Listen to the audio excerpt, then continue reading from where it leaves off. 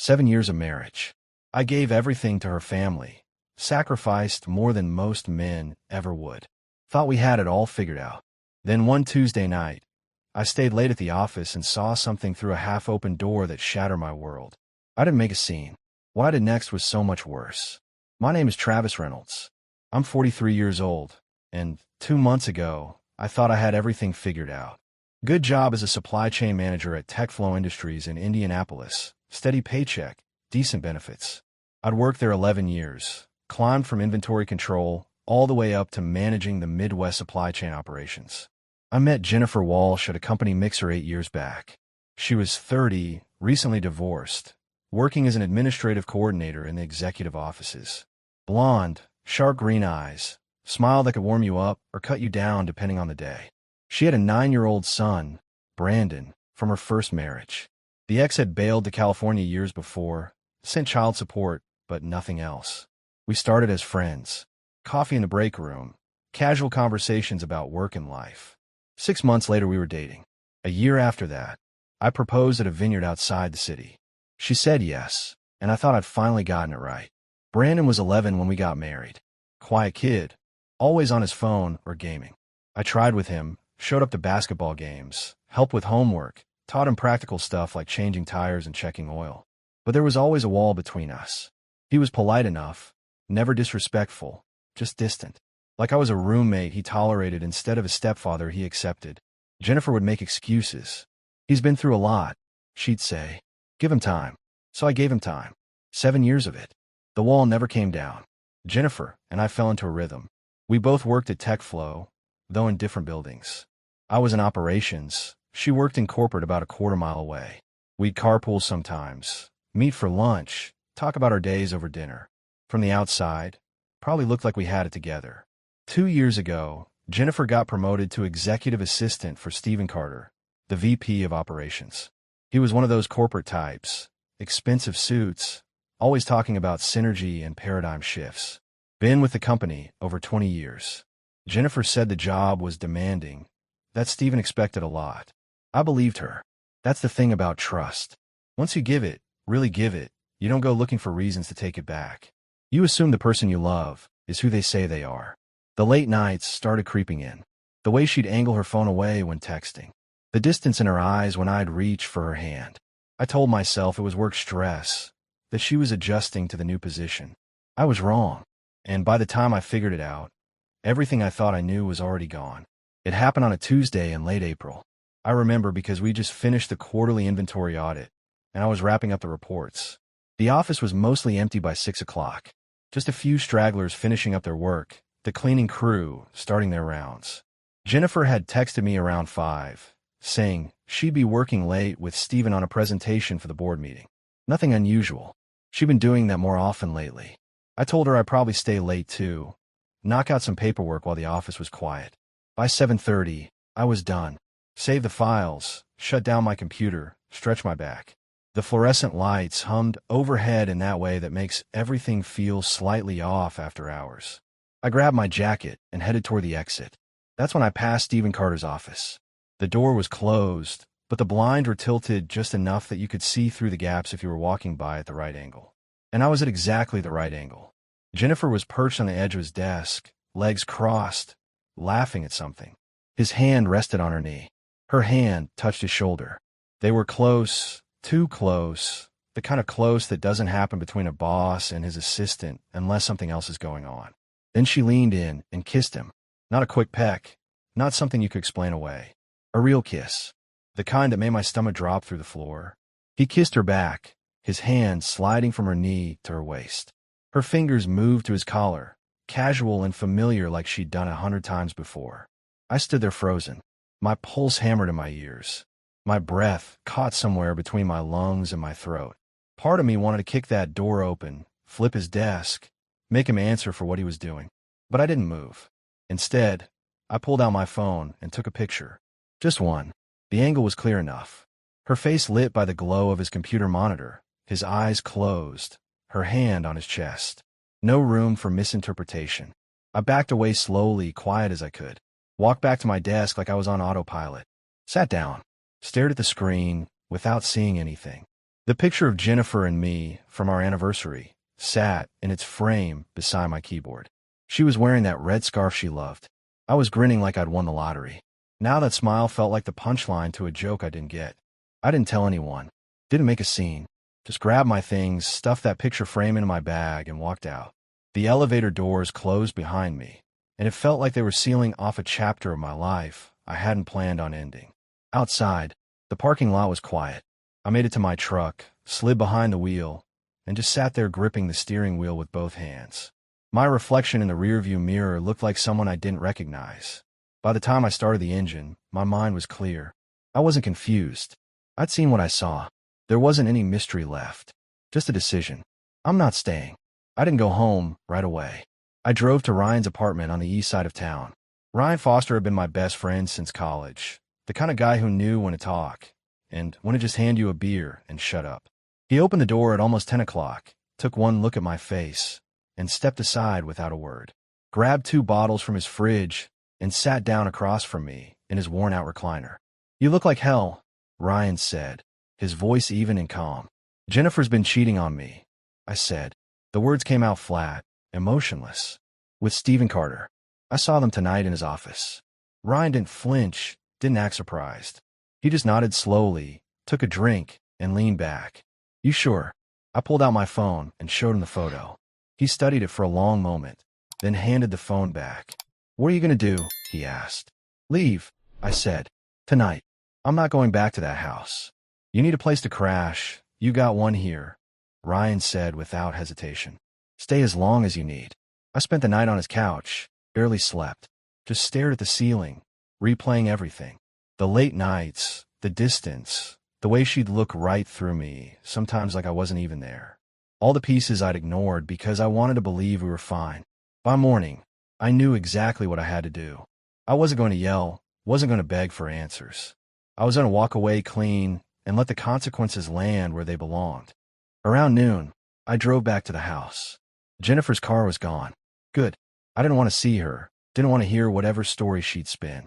I went inside, grabbed a duffel bag from the closet, and started packing. Clothes, toiletries, my laptop, important documents. I moved through the rooms methodically, taking only what was mine. There was a photo on the dresser from a trip we took to Lake Michigan 2 years ago. Jennifer was wearing sunglasses and smiling. I was standing beside her looking happy. I picked it up, stared at it for a second, then set it face down. In the kitchen, I opened the drawer where we kept notepads and pens. I wrote one sentence on a piece of paper. "Don't contact me." I didn't sign it. Didn't write her name. Just left the note on the kitchen table beside my wedding ring. I'd already taken the ring off in the truck the night before. It sat there now, a small circle of gold that didn't mean anything anymore. I stood there for a moment, hands resting on the table edge, looking around at the life we'd built. Her jacket on the chair, the grocery list on the fridge, the coffee maker we'd bought together 3 years ago. None of it felt like mine anymore. I picked up my bag, walked out the front door, and didn't look back. I called William Cross first thing the next morning. He was a divorce attorney I'd heard about through a buddy at work who'd gone through a split a few years back. His office was downtown, small but professional. When I told him I needed to file for divorce, his voice didn't change one bit. "Come in at 2, William said. "Bring your ID and any financial documents you have." Ryan offered to come with me, but I told him I needed to handle this alone. William's office had darkwood furniture and leather chairs that made a soft sound when you sat down. He was in his mid-50s, gray hair, sharp eyes behind wire-rimmed glasses. He looked like a man who'd seen it all and wasn't impressed by any of it. "Walk me through it," William said, pulling out a legal pad. I told him everything.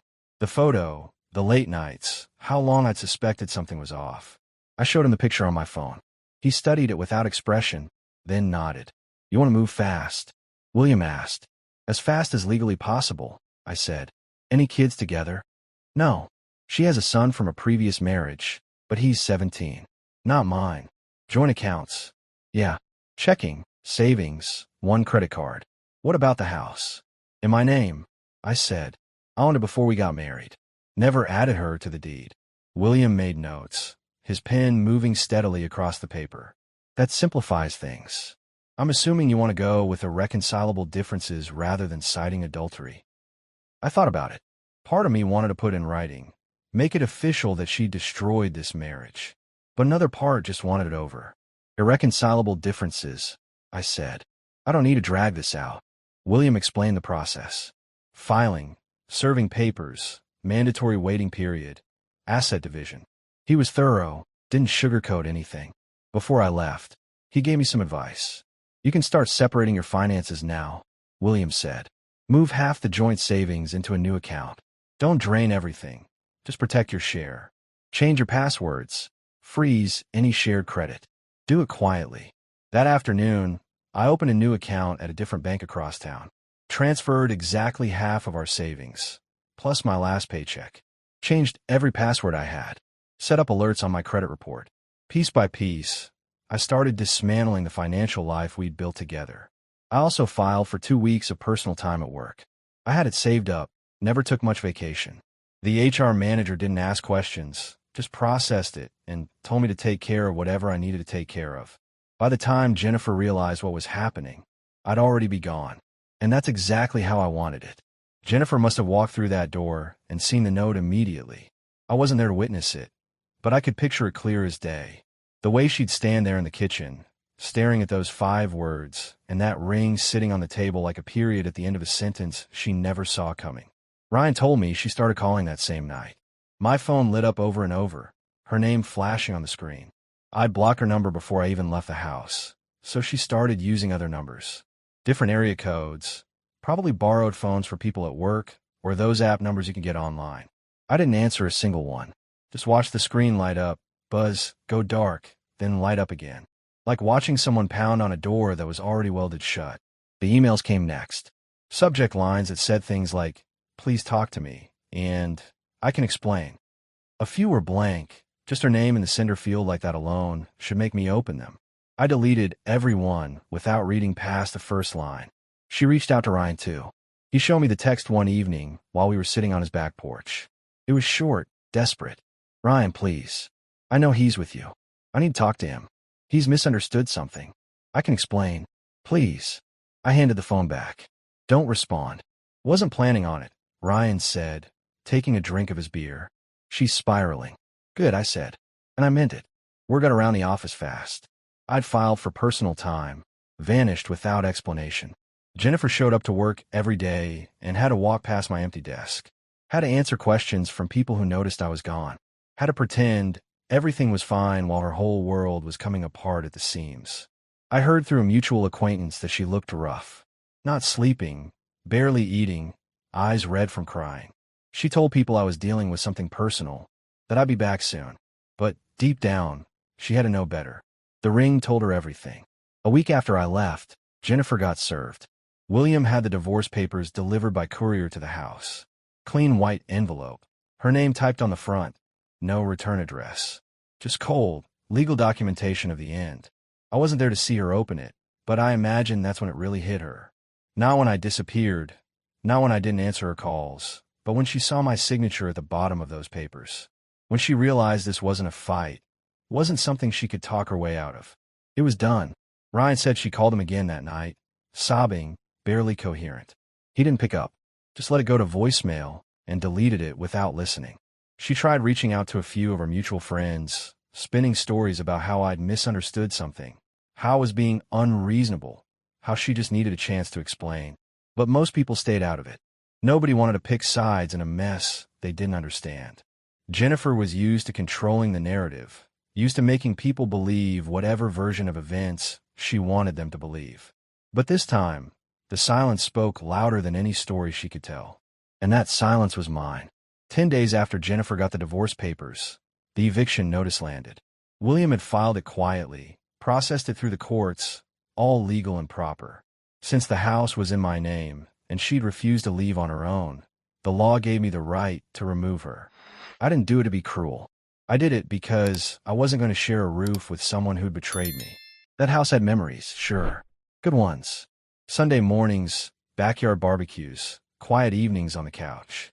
But it also had something else now. It had the ghost of what I'd seen through those office blinds. And no amount of time was going to erase that. Ryan was with me when William called to say she'd been served. "She got it," William said, his voice calm and professional. I'm guessing your phone's about to explode. He wasn't wrong. Within an hour, blocked calls started coming in. Different numbers, all her. Then a message request through an old app we'd shared years ago, something for tracking grocery lists. She was reaching through every crack she could find. I didn't respond. Not once. From what Ryan heard through the grapevine, Jennifer lost it when she saw that eviction notice. She called him in tears, her voice shaking, saying it wasn't fair, that I couldn't just throw her out, that she had nowhere to go. She said you were being heartless. Ryan told me one night over pizza. Said she didn't understand how you could do something so cruel. Heartless. That word again. The woman who'd kissed another man in his office, who'd lied to my face for God knows how long, was calling me heartless for not letting her stay in my house. Let her think whatever she wants, I said. Jennifer tried to make it difficult, talking about contesting the eviction, claiming she had rights as a spouse. William shut that down fast. The house had always been mine. The deed had my name, not hers. She'd moved into my home, not our home. Legally, she didn't have a leg to stand on. She could have fought it, dragged it through court, made it ugly. But she didn't. I think she knew there was no winning this. Not with the paperwork, not with the evidence, not with the cold, hard fact that I was done. Brandon, her son, was caught in the middle of it all. I felt bad for the kid, I really did. But he was 17, almost an adult, and he never really seen me as anything more than the guy who married his mom. I wasn't his father, never had been. So when I walked away, it wasn't like I was abandoning him. I was just no longer in the picture. Jennifer started packing within the week. I wasn't there to see it, but I imagined her going through the rooms, deciding what was hers and what was mine, trying to divide up a life that had already been divided the moment she put her lips on Stephen Carter. Ryan asked me once if I felt guilty about any of it. The eviction, the divorce, the way I just cut her off completely. No, I said, and I didn't. She'd made her choice in that office. I was just making mine. The difference was, mine had consequences she couldn't charm her way out of. I didn't send a photo to HR right away. I sat on it for a few days, thinking about whether I wanted to blow up their lives the way they'd blown up mine. Part of me wanted to just walk away clean, take the high road, let karma sort them out. But then I remembered something. Stephen Carter wasn't just Jennifer's boss. He was a leader in that company, someone people were supposed to trust. And Jennifer, she'd climbed her way up playing the game, always knowing the right things to say, the right way to smile. They both lied, both pretended to be something they weren't while breaking the rules everyone else had to follow. So on my last day of personal time, sitting in Ryan's apartment at midnight, I drafted my resignation email. Kept it professional, thanked them for the opportunity, wished them well. Standard corporate goodbye. Then I attached the photo. I didn't write an explanation. Didn't need to. The image said everything. Jennifer on Stephen's desk, his hand on her waist, her hand on his chest, caught in a moment they thought was private. I sent it to Jenna Clark, the HR director. She'd been with TechFlow for 15 years. No nonsense, by the book. If anyone would handle it right, it was her. I hit send, closed my laptop, and leaned back. That was it. I didn't work there anymore. Didn't owe them anything. It's done. Ryan asked from across the room. Yeah, I said. It's done. The next morning, Jenna called me. Her voice was controlled, but I could hear something underneath. Surprise, maybe, or disappointment. Travis, Jenna said, I received your resignation and the attached image. I want to thank you for your years of service. The image has been received and will be reviewed according to company policy. That was all she said. That was all I needed to hear. Word spread through TechFlow like wildfire. I wasn't there to see it, but I heard about it through the grapevine. People talking in hushed voices, speculation running wild. HR called an emergency meeting, announced a formal investigation. No names mentioned, but everyone knew. A guy from my old department, Derek, texted me 3 days later. Dude, the whole building is losing their minds. Jennifer and Stephen are both on administrative leave. HR's been interviewing people all week. What the hell happened? I kept my response short. Just moved on. Time for a fresh start. By the end of the week, both Jennifer and Stephen were gone. Terminated. The official word was vague, something about violations of company policy and professional conduct. But everyone knew what it meant. Jennifer had lost her husband, her home, and now her job. All because she couldn't keep her hands off a man who wasn't hers. One surprise after another landed on her doorstep, and somehow she still didn't get it. She thought she could spin her way out, thought she could explain it all away. But there was no explaining a photograph, no talking her way around evidence that clear, and definitely no coming back from the chain reaction she'd set in motion herself. Stephen Carter, the corporate golden boy with 20-plus years at the company, walked out with a cardboard box and a reputation in ruins. His wife found out, I heard. Filed for divorce within a week. His kids stopped talking to him. Everything he'd built, gone because he couldn't keep it professional. I didn't celebrate when I heard. Didn't feel satisfaction or vindication. I just felt done. Like I closed a chapter one, never wanted to read again. Ryan asked me once if I regretted sending that photo. No, I said. They made their choices. I just made sure those choices had consequences. And that was the truth. I wasn't after revenge. I was after peace. And now I had it. It was a Friday evening, about a month after I'd walked out, when I heard the knock. Ryan had gone to visit his sister in Ohio for the weekend, left me the apartment to myself. I was on the couch, watching a game, not really paying attention to the score. The knock was firm, deliberate, not angry, just determined. I knew who it was before I even opened the door. Call it instinct. I stood up, walked over, and pulled the door open. There she was. Jennifer Walsh, my wife. Or ex-wife, depending on how you looked at it.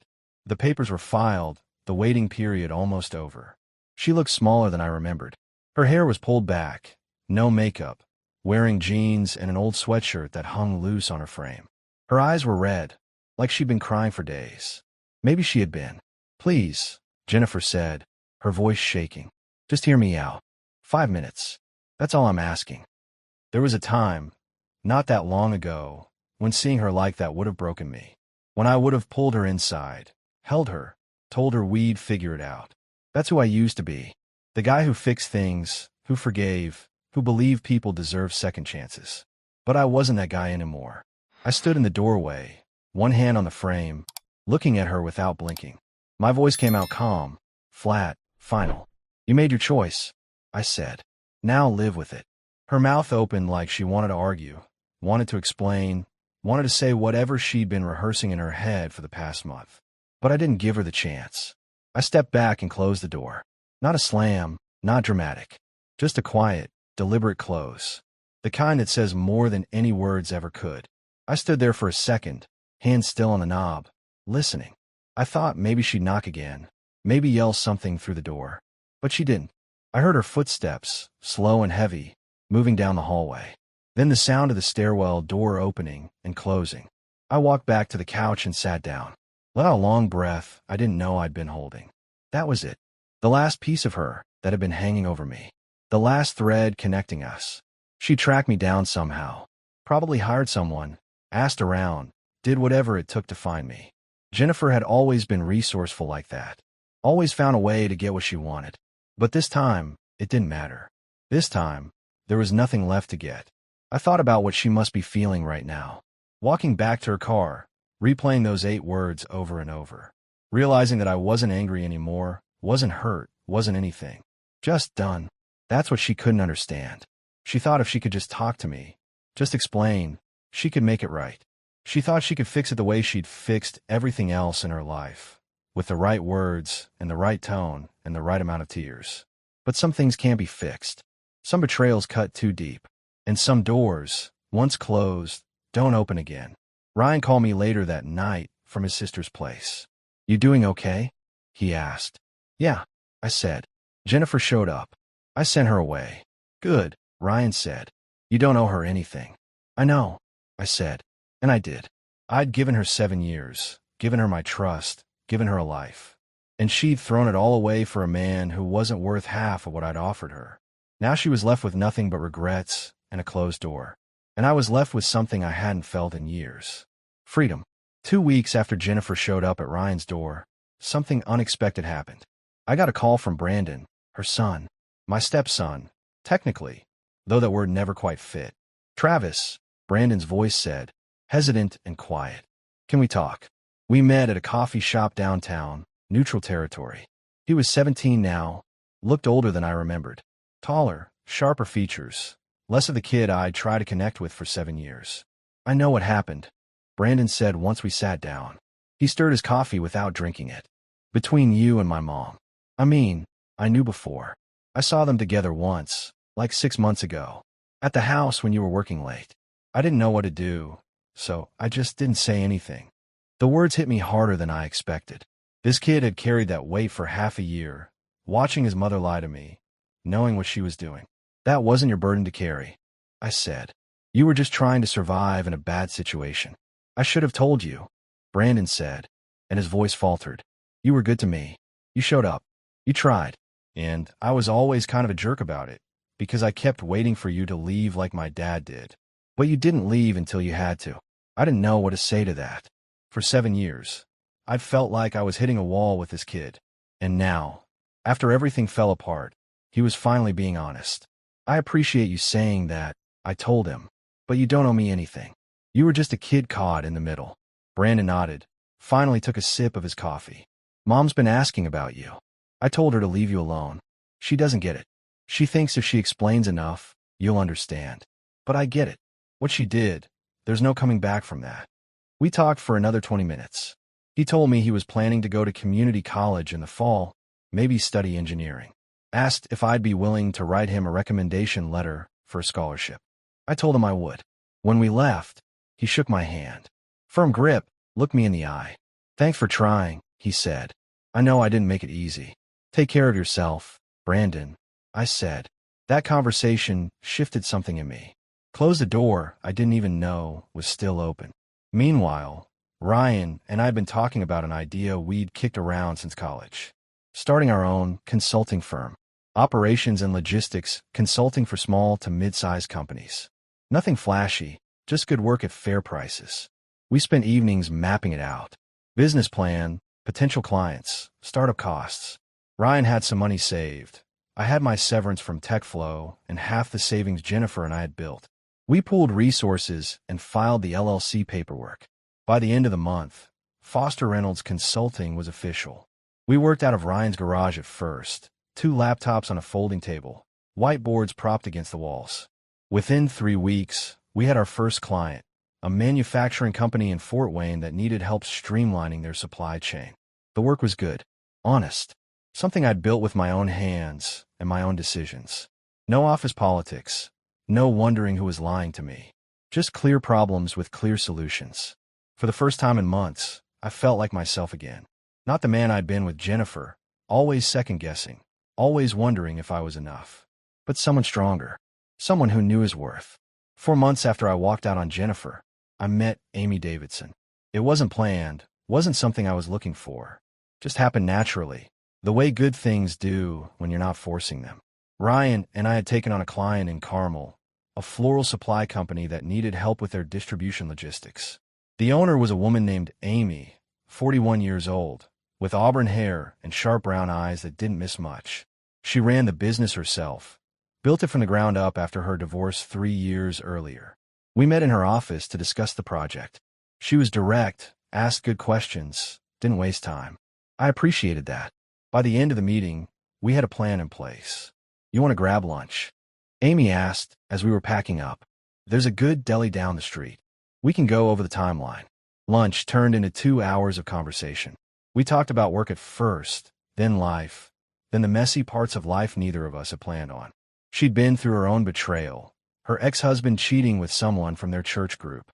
She understood what it felt like to have trust shattered. The hardest part, Amy said, wasn't the anger.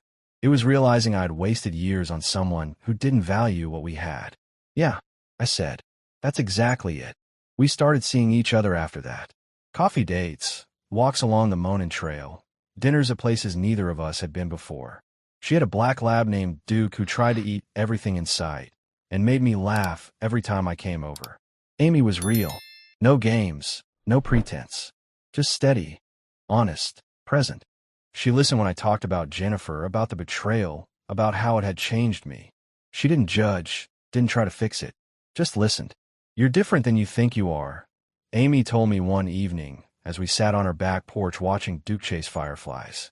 You think you're broken, but you're not. You're just careful now, and that's not a bad thing. Maybe she was right. Maybe I wasn't broken. Maybe I was just rebuilt into something stronger. The divorce from Jennifer finalized in early September. The papers came in the mail, official and final. I signed them, Sent them back, and that was it. 7 years. Reduced to a legal document and a file number. I didn't feel sad about it. Didn't feel much of anything except relief. It was done. She was someone else's problem now. Or more likely, her own problem. I heard through the grapevine that she'd moved out of state, trying to start fresh somewhere. Nobody knew her story. Brandon texted me once to say she'd gone to North Carolina, found work at a small firm doing administrative stuff. He said she seemed lost, like she was still trying to figure out what went wrong. I didn't respond. There was nothing left to say. Foster Reynolds Consulting grew steadily. By the end of the year, we'd moved into a real office space, hired our first employee, and had a client list that kept us busy 6 days a week. Ryan and I made a good team. He handled client relations. I managed the technical side. It worked. 9 months after everything fell apart, I was sitting in Amy's living room, Duke's head on my lap, watching a movie I wasn't really paying attention to. Amy was curled up beside me, her hand in mine, comfortable and easy. "You know what's funny?" I said. "What?" Amy asked. "A year ago, I thought I had everything figured out. Good job, decent marriage, stable life. And it all turned out to be built on lies. And now?" Amy asked. "Now I've got something real," I said. "Something I built myself. Something nobody can take away." She smiled and squeezed my hand. That's all any of us can ask for. She was right. I'd lost a job, a wife, and a life I thought was solid. But I gained something better. Clarity, strength, freedom, and someone who saw me for who I really was and didn't need me to be anything else. Jennifer had thrown away a good man for a few stolen moments. Her loss, my gain, and I wasn't looking back anymore.